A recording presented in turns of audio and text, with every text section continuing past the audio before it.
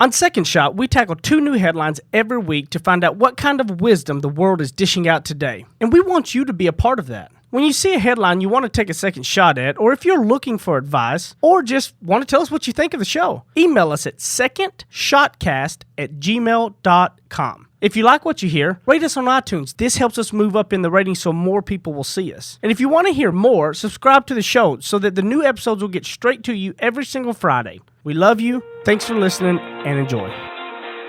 Heath Oaks is a millennial mogul whose ignorance on fire led him to fail his way to success. Jenny Anchondo is an Emmy award-winning journalist whose sharp eye and biting wit have led to her storied career in television.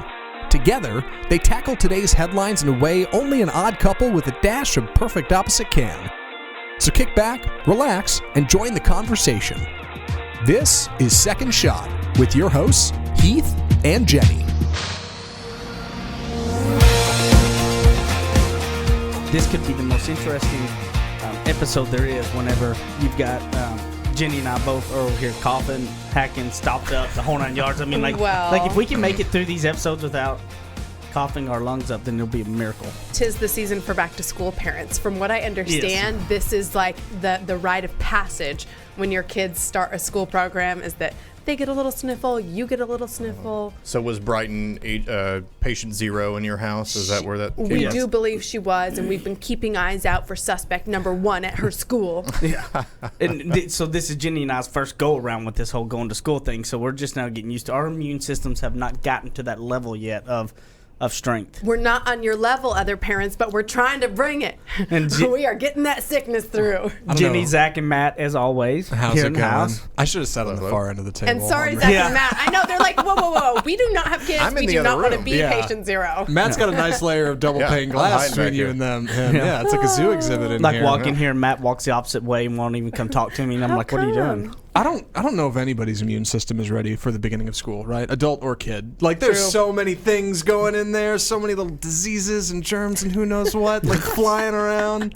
It's a whole mess. Little bioterrorist, I tell you. Yeah. That's what's going on. Bioterrorist, that's great. Yeah. Has anybody done anything exciting lately?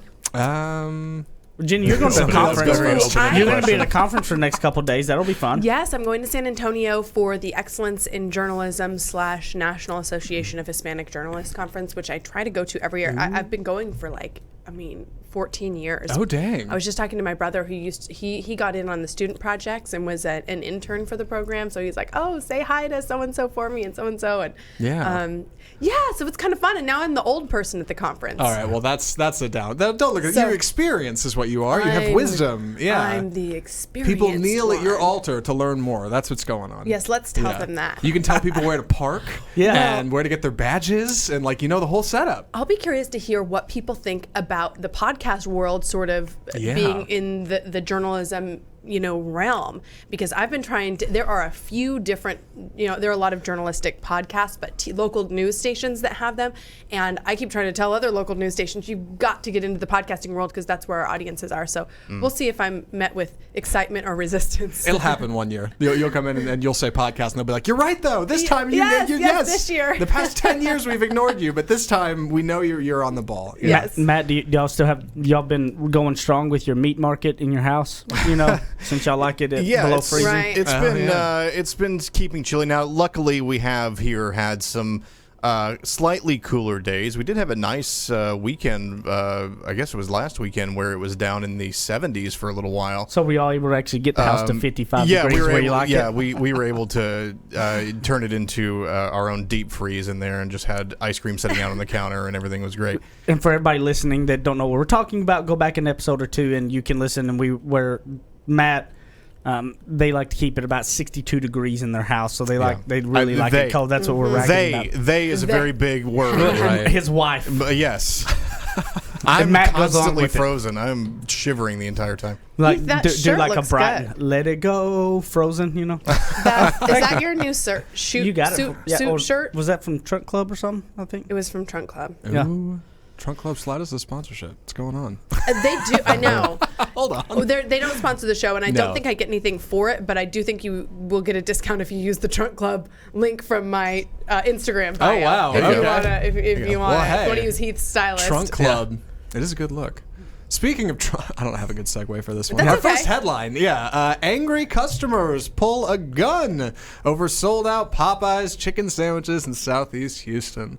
An armed group of people rushed the door of a Popeye's chicken restaurant in Southeast Houston Monday night, demanding chicken sandwiches. Houston police were called to the restaurant just after 9 p.m. Employees told ABC 13 a mob of 2 women, 3 men, and a baby were told at the drive-thru that the chicken sandwiches were sold out, but that apparently triggered the would-be customers. One man had a gun, but a restaurant worker was able to lock him out. All the while, the group left the baby inside the vehicle. Police said it was more of an aggravated assault than because he was displaying a weapon and threatening employees. Yeah. So for what it's worth, it's laughable, but they do point out at the end of this article, like, this is a very real situation.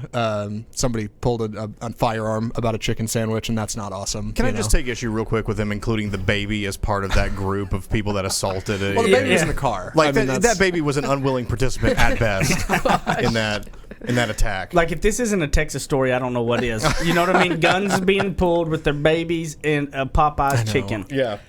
Now, I'm pretty sure we told them on one of the last episodes when we did the Chick-fil-A versus Popeyes that we were going to do it, and we still haven't ever done it because we can't find a chicken not sandwich. for lack of trying. We're And not hardcore enough to pull guns on people. Right. That's what we're doing wrong. That's where, and I guess we learned that's where we draw our line. Mm-hmm. You always want, what's that limit? That's the limit for us. Yeah. So Brighton and I even went one day after I picked her up from school, and I remember a piece of advice my mom had said, in these early days, don't try to push them. Don't take them to the grocery store after school. Don't try to do a play date. Take them home, let them recover. And I didn't listen that one day, and I went to the drive-thru, and it looked like it was probably an hour line. And I was like, okay, no, we're out. We are not trying for this chicken sandwich. So you didn't even give it a shot. You just said, I'm done. We did try to favor the sandwich. Mm-hmm. Sorry to our favor drivers. Now we probably have a 0 rating on favor. Nobody's going to ever pick up food for us again because they're like, these jerks are trying to order Popeyes. The chicken sandwich. So second shots on this one, anybody? Somebody else go first. Okay. 'Cause I got a hot take, but I think it's different than yours. I got mine from I posted this on my public Facebook page, and I got my second shot from somebody on there who said, imagine if they took the tenacity that they had with regard to finding a chicken sandwich and put it toward literally any other goal. Any other goal. Because it does take the people who have found it have had to work pretty hard because you've got to look all over town to find the one that actually does have the sandwich, and then you've got to wait in the line. So imagine, firearms aside, if you took that kind of excitement and joy and, all this stuff and put it toward your job or your family or your relationship or anything else. And then the other thing I was thinking about too is, like, a few weeks ago, did these people care about Popeyes? No. They did not. And, maybe a few of them did. A few of them were like, I've always been about their chicken sandwich. More than likely did Well, I think the chicken sandwich is new, isn't it? This particular one. This particular one. The how new one. different could it really be? Yeah. And what are the things that we're doing in our lives that we're doing just because everybody else is doing it? And I found myself like, I want to go find that chicken sandwich. I never even eat fast food. Mm. I don't even like a fried chicken sandwich from, I don't know, like a nice restaurant or anything. So I'm like, wait, I don't care about this. But for a second, I let myself think that I cared about this because everybody else was. Yeah.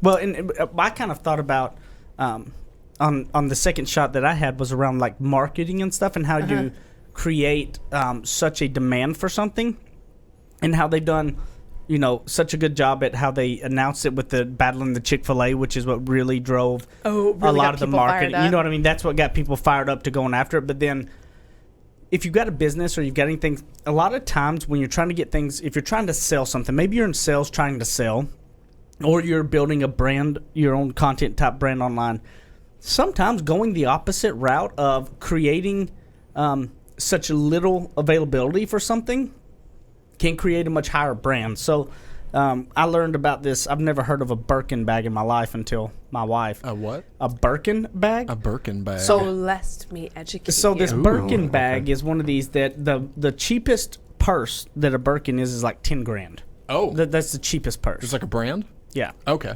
Yes, it's Hermes. And so Hermes. they have purses of $100,000. Okay. All right. But the average purse is probably 15, 20 grand a purse. Yeah, but it's like 11,900 to 300,000. Those are big numbers down here. Yeah. Whoa, yeah. What a purse. Yeah. Now, I here's don't the have thing. one for the record.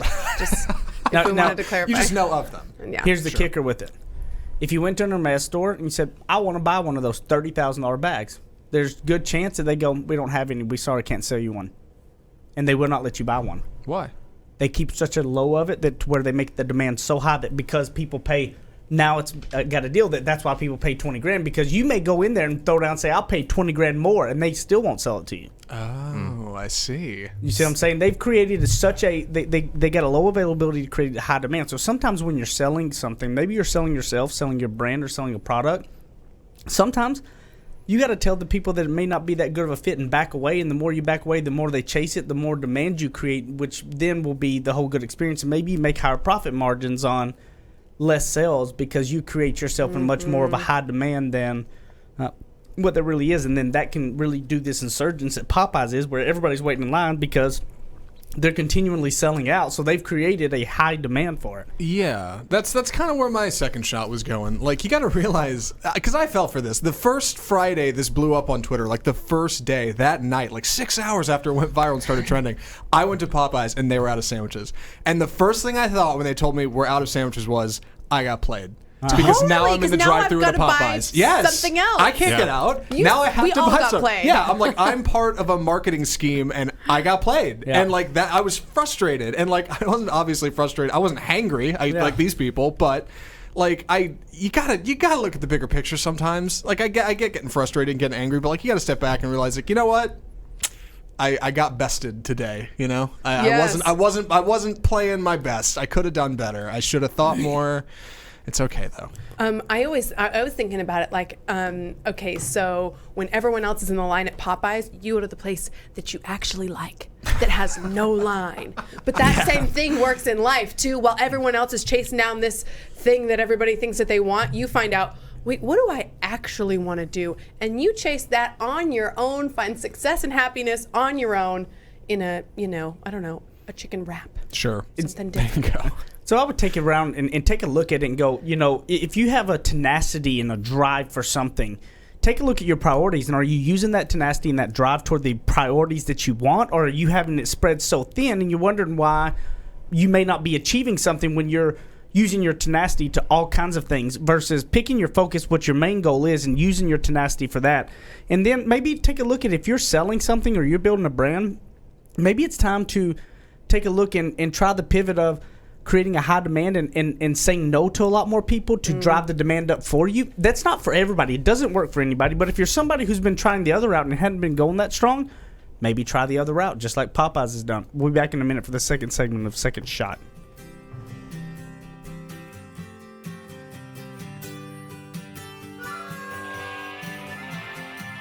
He makes up words, she translates them.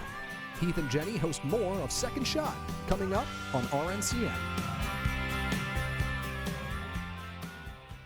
Quick break to tell you about one of my favorite books written by my podcast co-host and my husband.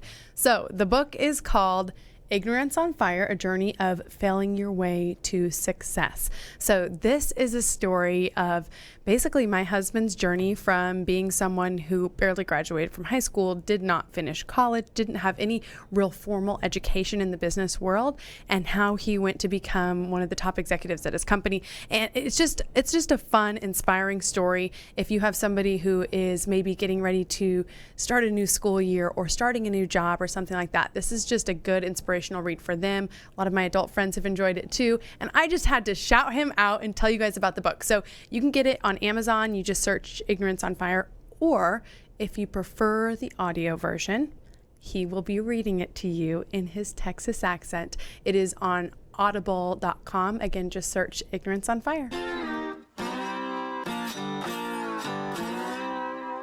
Ready?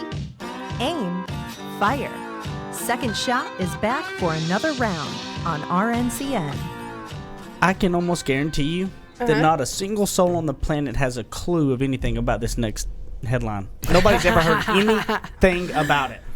It's pretty much the biggest story of the week if you follow football or live in Dallas, Texas. No, that's big. It's big outside of Dallas and everywhere. I mean, but Dallas is so self-involved that I think it's hard to tell if other people do actually care about what we're talking about. We do love you, all of our Dallas listeners. It's true. There's a lot of you out there. I mean, we like all listeners. we live All here. listeners Yeah. are great. Yeah. But Dallas, though. No, it's fine. So the best thing in the world was the tweet that Dirk.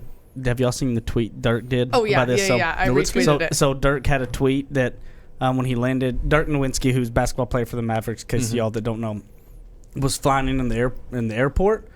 And when he was coming out, there was a bunch of reporters and everything everywhere. So he tweeted, he goes, I get off the airplane, there's a bunch of reporters. And I was like, man, I still got it. And he goes, and I realized they were all waiting on Ezekiel Elliott. So if you don't know the story that we're talking about right now, it's that big contract that Zeke just got. Big contract. Big contract. For a running back especially. Yes. I mean... Ezekiel Elliott agrees to a 6-year, $90 million contract extension. The Dallas nightmare is over, this article starts. Ezekiel Elliott has a new massive contract extension that will keep him wearing the Cowboys star for years to come. The NFL Network reported Wednesday that the Cowboys and Elliott have agreed to a 6-year, $90 million extension, per sources informed of the deal. In all, it's $103 million over 8 years, with $50 million guaranteed. This makes him the top-paid running back in the league. He's also the first Cowboy to eclipse $100 million in total value. This is following the news of Ezekiel Elliott dealing with the Cowboys that ebbed and flowed like the moon and the tide. All right, it went back and forth. Like, is he or isn't he? Will they or won't they? And coming up on this, finally deciding they were going to sign him. Jerry Jones said Zeke has been arguably our best player. I'm not trying to be unfair to anybody else, but he's an incremental part to our success. We're glad to get him booked in. We're glad to have him on the team. So it all worked out for our man Ezekiel Elliott. That's the big headline. And I don't know a lot about football, so I'm going to turn this right over to you guys to figure this out. Yeah. Well, he took a big gamble, too, because Ezekiel had the most to lose on this deal because he still had 2 years left on his contract. Mm-hmm. Okay, so if he tried to sit out every game, it was going to cost him his paychecks. And Dallas didn't sign him, they'd save a lot of money. Now, Ezekiel Elliott was about the only chance they have of making a long run. If he's healthy and a good running back, it's about all the chance they've got to really make a deep run. But Ezekiel took a big, typically people would do this when they're going into their last year of a contract. Mm-hmm. But like if Dallas wanted to, they could have not paid him for 2 years, and then he's really putting himself at harm. So he took a big leap of faith, and it ended up working out for him in the end, big time. How old is he? How old is 25, he? probably? 24. He's is 24 he really? He's 24 years old. Oh my gosh. And so this contract's going to go 30, until 31. he's 31. Depending on when his birthday is. Right. $90 million and $50 million of it being guaranteed. This is as we go into where Jenny and I have been having our sniffles, and we can blow it up big time. And no one's listening anymore. It's fine. No, it's good. It's good. It's fine. So Ezekiel Elliott. Yeah. 24 years old, you said? Mm-hmm.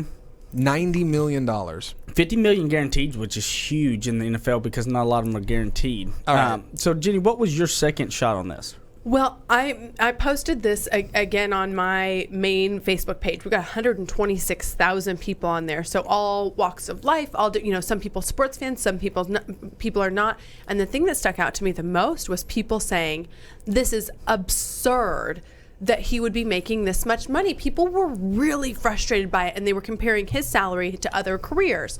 They were saying, podcasters, they are not paid enough. No, nobody said that. I absolutely agree with this. I didn't know we were going to go in this direction, but yes, absolutely. Yes. But they were saying, look at educators. Educators it's a common, I see people complain about that. Look at what our educators do, and then look at what football players do, and why are they paid like this? And look at even just people working overnight construction jobs, things like this, and people were really upset about it. And to that, the response often was, or I think about the response to this, and it's like, well, if you want to be paid like no one's ever been paid, then you do have to do something that's never been done. It doesn't have to be football, but it's like news anchors. Some of them are paid really well. We've got a few that are paid really well. By and large, your local news anchors, especially if you're in like a mid-sized city, they're not making much because guess what? Yeah. A lot of people want to do it, and a lot of people are pretty good at it. And there's not a lot of eyeballs on it.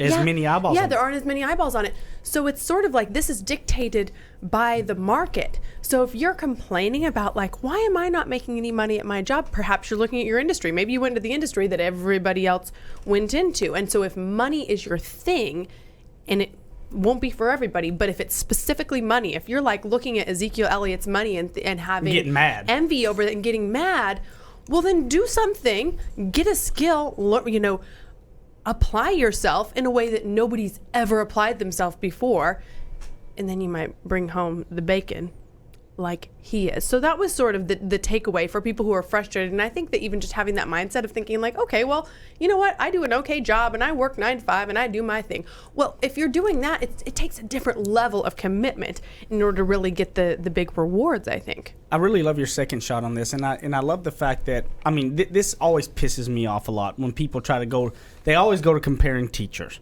to everything and anything anybody makes. Now, we have educators in our family, the whole 9 yards, and yeah, like half our family is teachers, but at the end and we of the do day, think they should get paid well. Yeah, but at the end of the day, it's all about the market. Like the schools, it's like, how do y'all suggest that those teachers make that kind of money? Everybody else in that town is broke because everybody would have to pay for it, right? I mean, it's just a different market. And what I think about is, there's one little word that you said a while ago that I think is the biggest takeaway for me, and which I think is also one of the biggest issues in society that people have and where they go wrong. The word envy. I mean, envy means a feeling of discontented or resentful longing aroused by someone else's possessions, qualities, or luck. I think that when people have envy in their heart toward others, it's like the worst thing in the world you can do to yourself. When you start looking at what others have, what you don't have, and all of these things that you go back to the biblical times of the story after the story of how envy and greed were things that took people down. Greed isn't something that just because you want to make a lot of money, you're greedy. No, it's when you're willing to stab people in the back and do wrong to others to get something, right? When it runs your life. And I think that the word envy in nowadays world with social media, people are allowed to have so much more visibility to everybody else's things that envy has grown. That the envy in people's heart has grown more and more because you're able to see what others have. And I think we always got to remember that not everybody has it the way it looks. Yeah, and what and to your point about seeing what everybody has, we're only seeing the end result. We're not seeing him getting up at 4:30 in the morning. And I'm not trying to use him as if he should be some sort of big hero. For some people he will be, and for others he won't be. But I'm just giving, this is our example for today. But you're not seeing the sacrifices that were made early on, or the natural talent that had to be enriched, or, him waiting it out at home thinking, well, maybe they won't take it, and then what? Because he did take that risk. I agree regarding envy. It's definitely only going to destroy you. So Jerry Jones spoke about this, as he speaks about everything. Jerry Jones talking? Weird. It's so weird. I've never heard Jerry Jones talk. He was on CNBC saying, we're all overpaid if you really want to look at it that way, for what he's done, how he's worked, how he's utilized his skills. He's in the marketplace of where we are in pro sports and pro football. So this is his industry, and it's a private industry. You know what I mean? Like, if you're mad about it, don't buy a ticket to a football game, and don't buy a jersey, and don't buy anything, licensed by the NFL, and that will take away, $20 from the NFL. Yeah. I mean, right. That's the bottom line, is the reason why players and people who work in the league, and this is any professional sports league, the reason why they're paid so much is because they take in that much. Like, people want to go watch them play, and so they spend money. They buy merchandise, they buy tickets, they do other things that support the team. So yeah, Heath, to your point, I've never had, I've always kind of bristled a little bit when people try to compare apples and oranges, or try to compare why isn't this person getting paid as much as this person. Well, that person, while you may not think it's fair, that person is generating that value for someone else, so they see the value in paying them that much. I agree. I'd love for teachers to get paid a lot, but there's thousands of teachers versus one Ezekiel Elliott who's playing for a company that makes a ton of money. So that's the way it goes. And understand, it's just two totally different. And he's totally different things. He's risking his health for this. This is not like a low risk job. Like he's likely done at the yes. like by the time he's 30, his career is probably over. And how many people with mental illness and stuff? I mean, and I think that if we all got out of that whole judging and the envy of what others have, what we don't have, and looking at, and it's hard sometimes, especially if you're in a darker spot or you're going through the rough spot in times, and when you take a look around and you see some other people having good fortunes, that's tough. It really is. That can really be a tough thing to do. But the word envy, I think envy has gotten so much worse in our society because of social media. And I think that we would all agree and understand that a lot of people, what they post out there and what they show is really not who they are, how happy they are, what they've really got. There's so many facades to it all that having envy in your heart toward others is going to do nothing but hold you back. It does nothing to them. And I think that if we can get over the envy and just be happy for others, that it'll save you a lot of heartbreak. Well, and so where and where did we get to the place where money was the only measurement? Yeah. You know what I mean? Yeah. Like to say there are just so many measurements. We don't know how happy he is. If happy, I always assume kind of happiness is the goal, right? Yeah. In general, we're all, but we've all got these different avenues of how we find it. For some people, that would be money. For some people, they want their Sundays off so that they can watch football. Yeah, he doesn't get it. You know what I mean? He doesn't get that. So for some people, they want a guarantee of health. They want 8 hours of sleep a night. I don't know. They want to be able to have 10 kids. But the measurement of money gets kind of weird because for a lot of people, that's not going to do it for them. So it's certainly ill-advised to go chasing down that hole. Oh, yeah. If you think that that's going to be the thing, because what if it's not? I would just say to stop chasing down that hole. Stop going after and looking at what everybody has. Get rid of the envy. You know, if anything, pray if that's your thing, to help with the envy that you may have toward others, to focus on your own health, your own happiness, your own personal goals, and taking really a direct shot at that and to really grow in your own happiness and not about what others have. We'll be back in a minute on third segment, the second shot.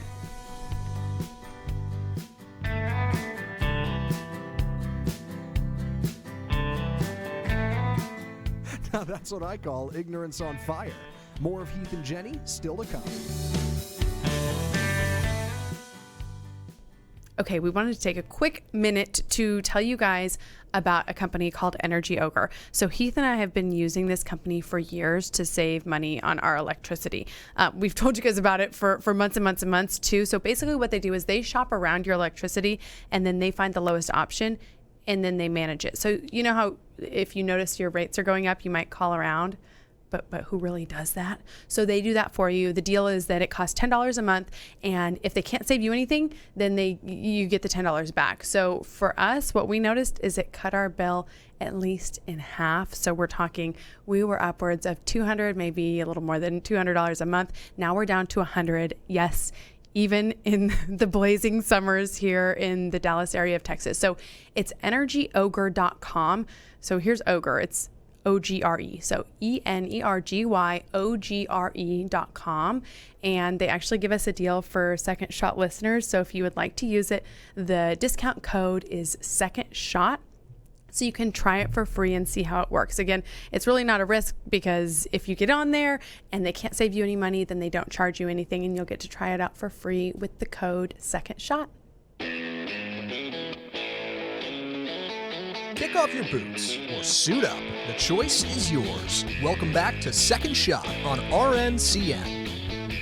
So the most interesting, y'all should have saw the complete mess that Jenny and I had on our road tripping this past week on Labor Day. Where'd you go? We went down to East Texas out to see my family. Yep. And on the way back, but it's a small crossover SUV that you, even with one kid, it's like you're almost packed to the brim with when you got to take one kid somewhere.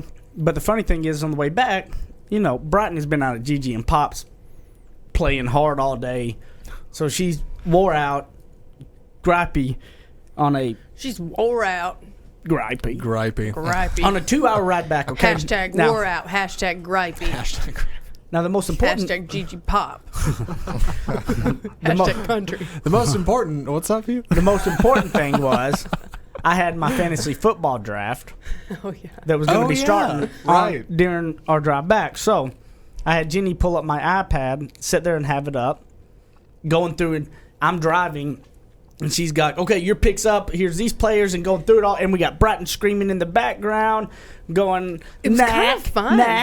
Knack. She wanted a knack. She ate 27,000 knacks. Really? Yeah. Yes. I did think it was a little bit fun to be like on deadline for Yeah. the fantasy and have it come up and Oh, me yeah. be reading it off. I felt like I was producing a segment. Yeah.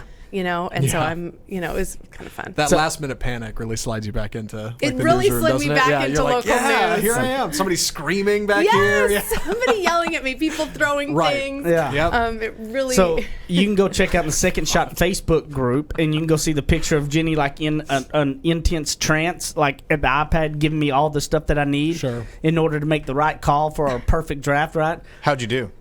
It was a pretty good. I think it was Yeah. pretty. I mean, we'll always find out at the end of the season how I did. Right? Really? Sure. You know, I mean, that'll be the biggest. We'll Feel good, though? Yeah, I feel good. I feel good, especially driving and Jenny was doing great. She was going through it all, telling me all, but I was trying to retain all the info. It was fun.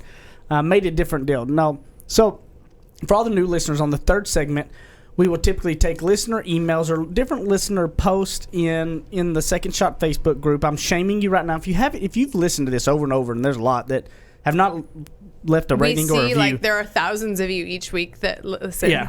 And we know you're there, and we appreciate you being there. Yeah. but just go leave a rating and review. Share it with somebody. That's all we ask. Don't stop listening Yeah. because you haven't left a review. That's Just leave a right. review and then continue to listen in peace. If you have any headlines or anything you would like a Second Shot on, go to the Second Shot Facebook group or go to secondshotcast@gmail.com.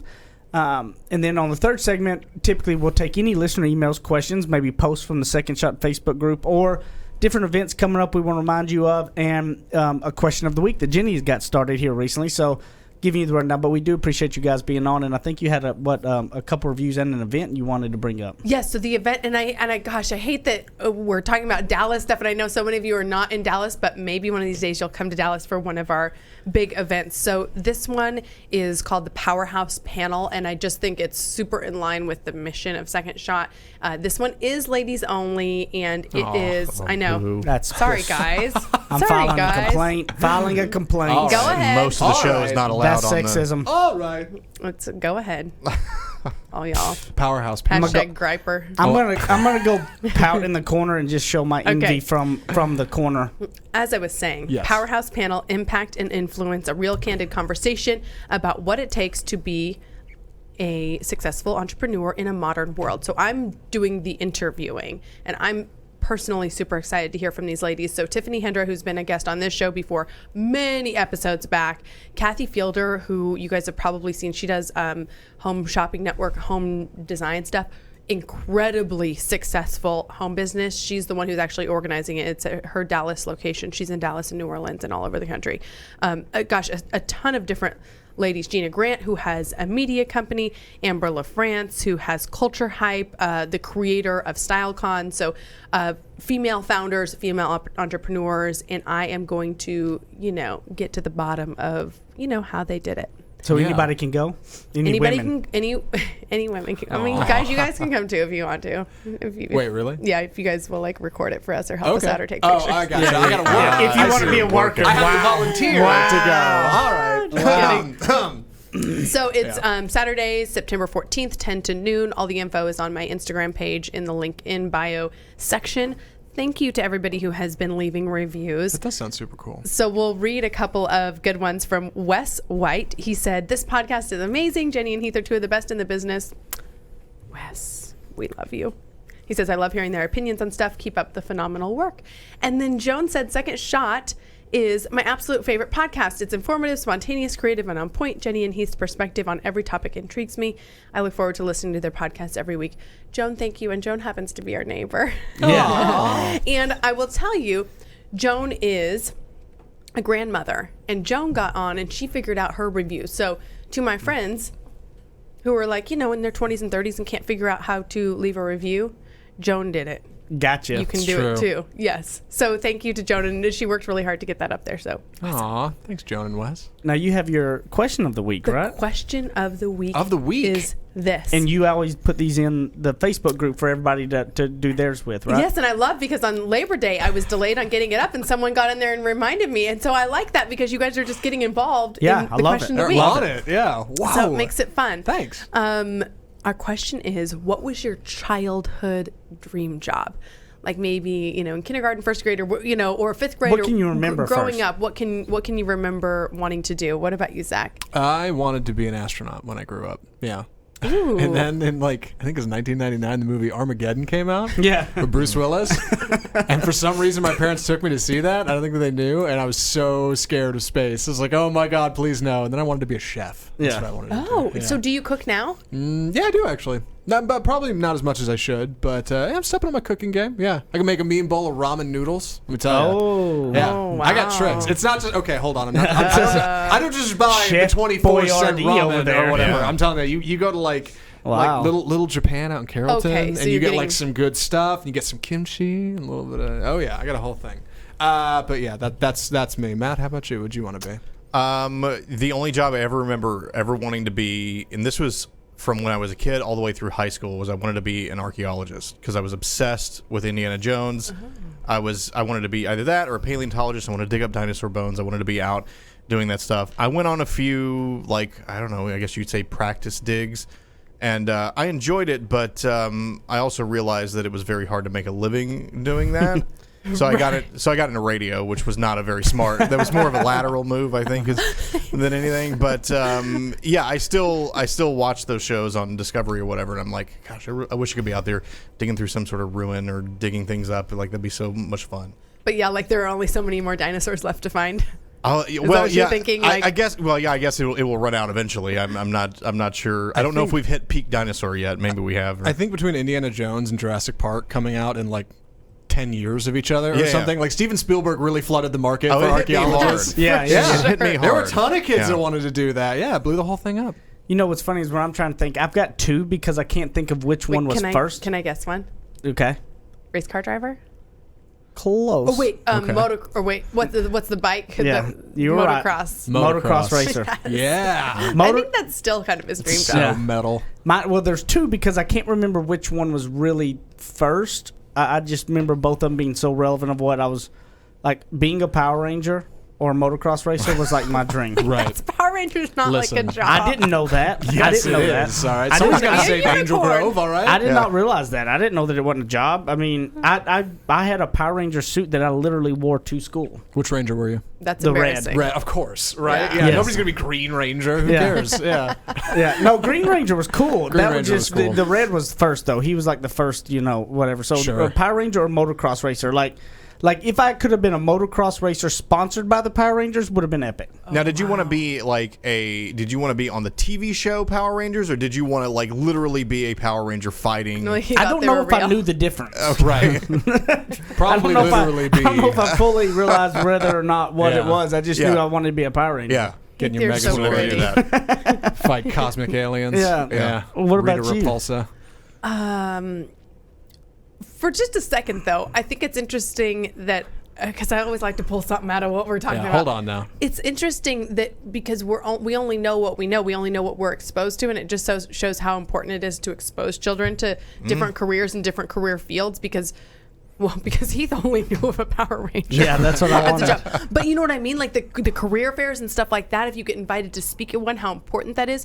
Because we really only know it's a teacher because we go to school. So we see that there's a teacher or whatever our parents did or whatever our parents' Yeah. friends were. So anyway, I wanted to be a professional ballerina.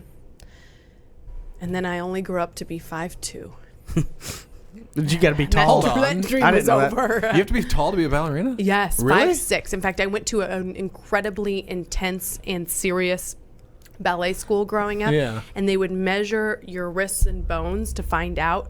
And this was young. I want to say, my parents will correct me, but I want to say at like age 8 or 9 to find out how tall you were going to be. And then they really invested in the young ladies who had bone structures Oh that my indicated gosh. they would Oh, be that's tall. intense. Can you I imagine? don't recommend this. I would never advise gotta be tough, yeah. sending a child You would through put something Britton like this. Britton in No. there. I would not put Breton through this. No, because I don't like the association of your physical being associated with your potential success in something. Yeah. But that's the way it was. I requested that people call me Serena because it rhymed with ballerina. Oh, that's great. Ah, I'm going to start so calling you there's that. Serena. So soon after that, I wanted to become a news anchor because I think I like the writing was on the wall. You're not putting me in the front. You're not putting me in the center. No one's sending me to New York. I'm short Yep. and very much not built like a ballerina. So so that was it for me. And then I set my sights on news. So go to the Second Shot Facebook group and you will see the question Jenny will post and tell us what you wanted to be as a kid. What was your childhood dream? And you know, if you were close to the Power Rangers, then you would be on my level, which would be epic. But where can they find you at? JennyAndChando.com on Instagram, Instagram.com/JennyAndChando. That's where the info is about the panel, and I post all the Dallas events that I do on that page as well. At Applesacintosh on Twitter and Instagram. Facebook.com/group/second shot. What would you do for a chicken sandwich? And did Ezekiel Elliott make too much money? I don't think so. Let us know on the page. You can find me, Matt Stoker1, on Instagram, as well as on the Second Shot Facebook group, where I post the new episode each week. Throw a like on that post. It makes me feel so good when I see someone liked my post, even though I know you're just liking the show. Whatever. I take it for my own. Ed Heath Oaks at Ignorance on Fire on Instagram or Twitter or any of those places. I love you and see you next time. Bye.